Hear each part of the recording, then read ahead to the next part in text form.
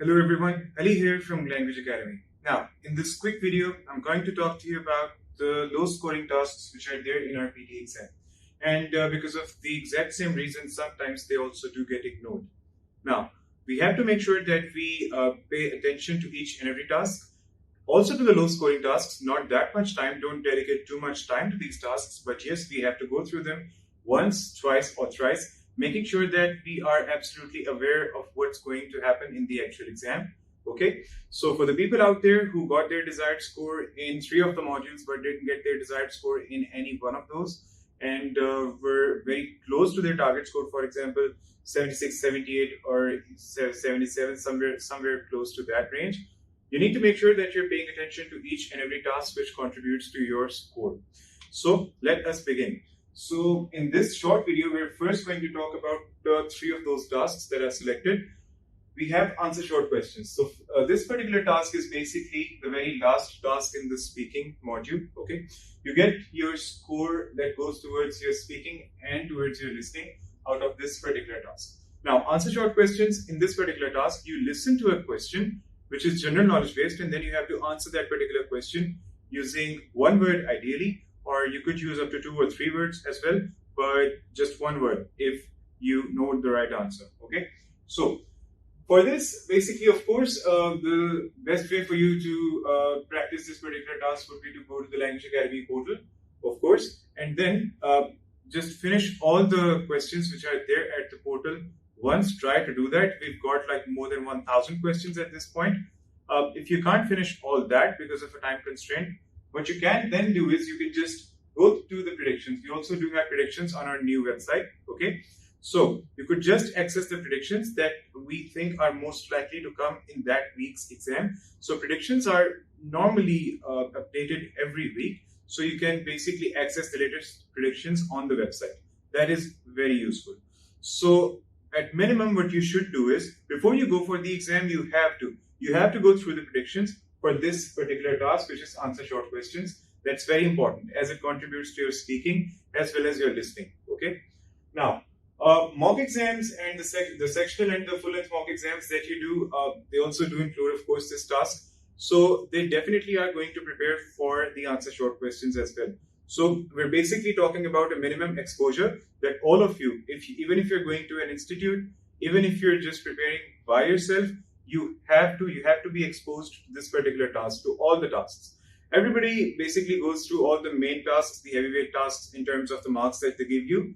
Important tasks are covered by almost every test taker, but these are the tasks which also do get some attention, not as much attention as compared to the other tasks, which are main big tasks. But this also deserves just a little bit of time so that you know what to expect in the actual exam and everything goes well in your favor. Now, the second task that I'd like to talk to you about is basically multiple choice questions. Both types. We have 2 types of multiple choice questions. Choose single answer and then choose the multiple answer. And we have multiple choice questions in the reading module as well as in the listening module. So the first thing that you need to understand is that both of these tasks, they don't really contribute to any other module. They only contribute to reading. The ones in reading only contribute to reading. The ones in listening only contribute to listening and to no other task. Now, how to go about these? If you have a very short time, if you have to go for your PTE exam in next week or so, and you're thinking what you should do, well, you would definitely cover the main tasks, which are, well, write from dictation, read aloud, repeat sentence, fill in the blanks, reading and writing, so on and so forth, your essays, your summaries. Yes, but this also deserves just a bit of the attention, okay, to basically complement your entire preparation for the entire exam, okay. So, first of all, just to basically give you quick tips, you have to do it in 40 seconds, okay.